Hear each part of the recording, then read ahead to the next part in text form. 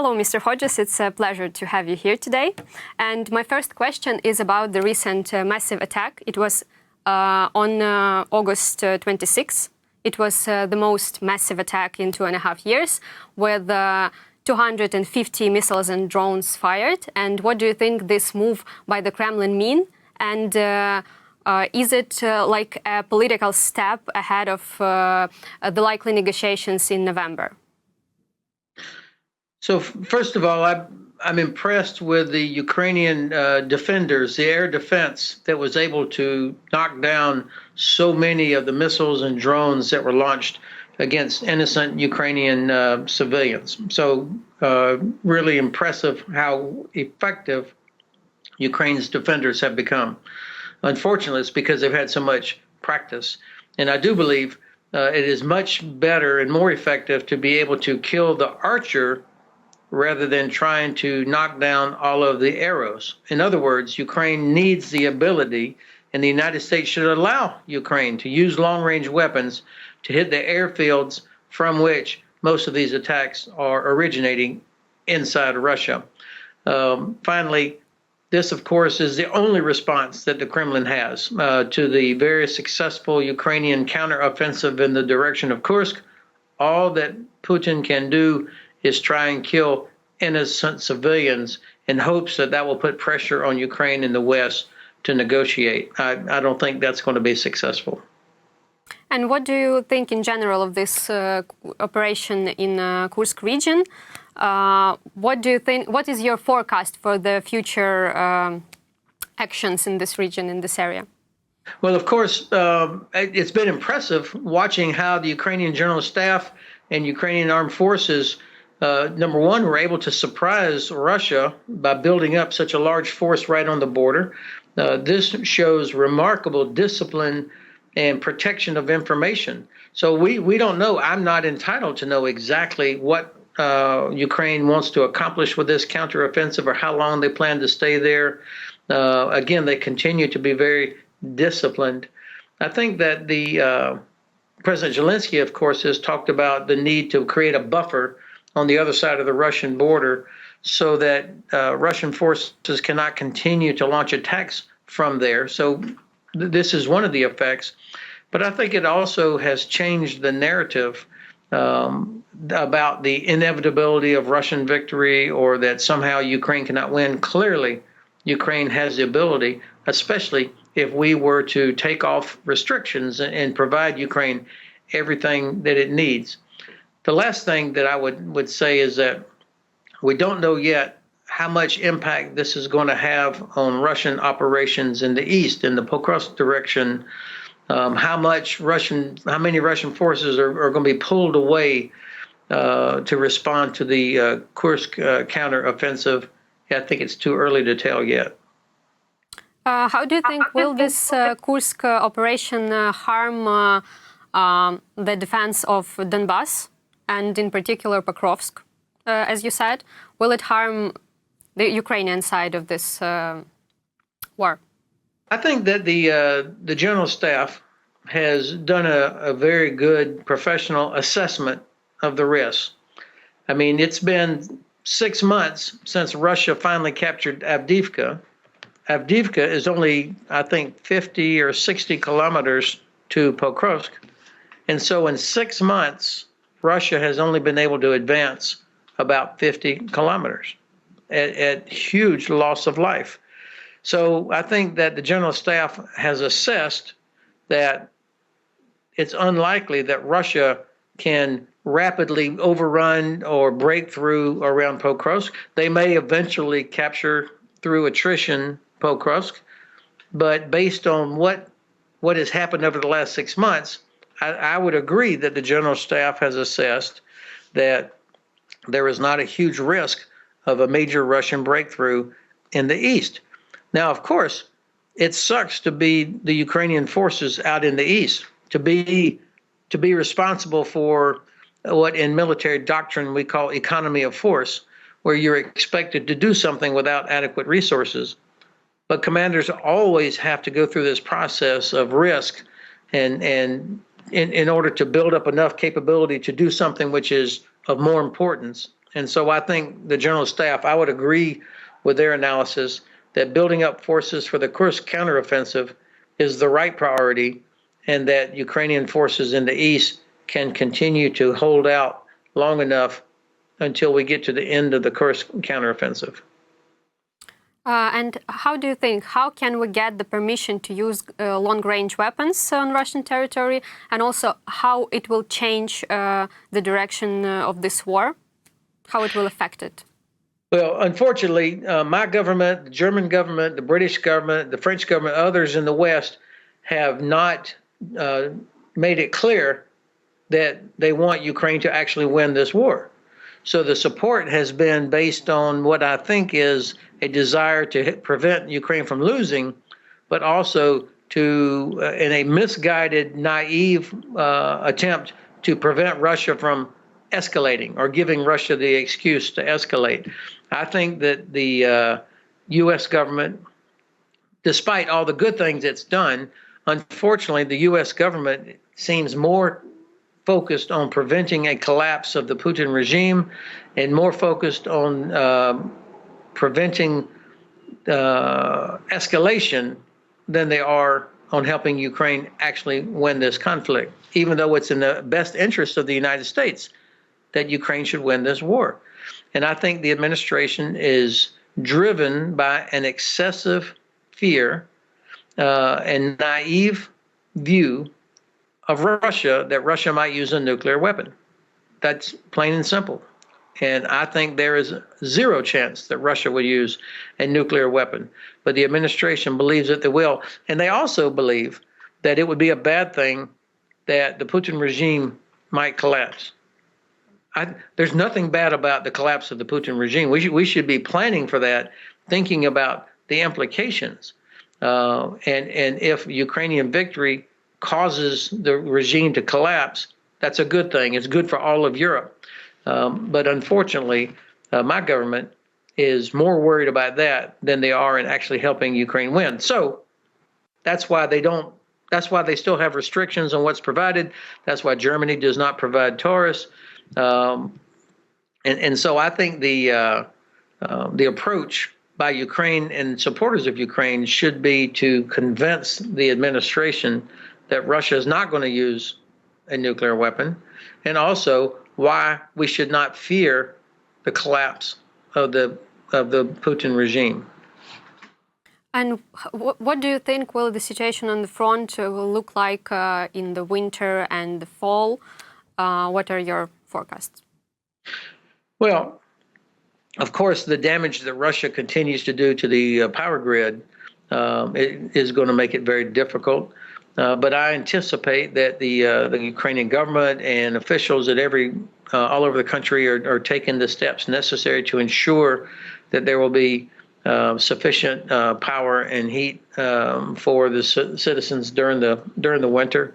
And I think that Ukraine is doing a very good thing by going after Russia's oil and gas infrastructure to reduce the ability of Russia to get money for selling oil and gas to India and China and other customers, but also so that Russians start feeling the impact of their power grid, their oil and gas infrastructure being damaged. The Black Sea, the Russians have been pretty much kicked out of the Western Black Sea region by the Ukrainian Navy. The Russian Air Force still is reluctant to fly over Ukraine because they have failed to achieve air superiority. So I think Ukraine will continue building up its own defense industry, and soon we're going to be seeing Ukrainian weapons that are able to go further than anything the U.S. might provide. Ukraine is going to have to solve this themselves, I think.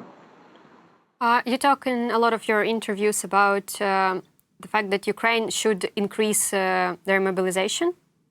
And how do you think Ukraine should do this successful mobilization? Because a lot of Western experts say that Ukraine should lower the age of mobilization to almost 20 years. What do you think about it? How can we do this to work, actually? So, of course, it's a sovereign nation's decision how they build their armed forces. And while I don't fully understand it, I respect that in Ukraine the age for conscription or mobilization is at a certain level for cultural reasons. That's up to Ukraine. But lowering the age is not the solution. It may be part of a solution, but just lowering the age is not the solution. There are millions of Ukrainian women and men who could be in the armed forces that are of military age already. The government has the responsibility, not the army, the government has the responsibility to earn the confidence of Ukrainian families that their son and daughter would not be sent into the combat until they were properly trained, properly equipped, and put into a good unit that is ready to fight. I think families probably still have in their memory the old Soviet-style military that their kids would be in a prison army and that they might just be wasted. And so the government has to regain the confidence of families that their son, the life of their son and daughter will be valued and protected. And also, if something did happen, that the family would be properly taken care of. Now, that means that the Ministry of Defense has to build or improve what we call the institutional army. This is the part of the army that is responsible for recruiting, for training, for education. And that means you have to take good quality officers and sergeants who have experience. They have to be part of the cadre that trains and educates new soldiers. So this is an investment, not just of money, but of people. But getting that right is essential to have enough quality soldiers for the operational army. So institutional army provides the trained and equipped soldiers for the operational army. And I think this is part of what's got to be fixed. And also regarding to the US elections, Kamala Harris, on one hand, speaks quite a bit about Ukraine.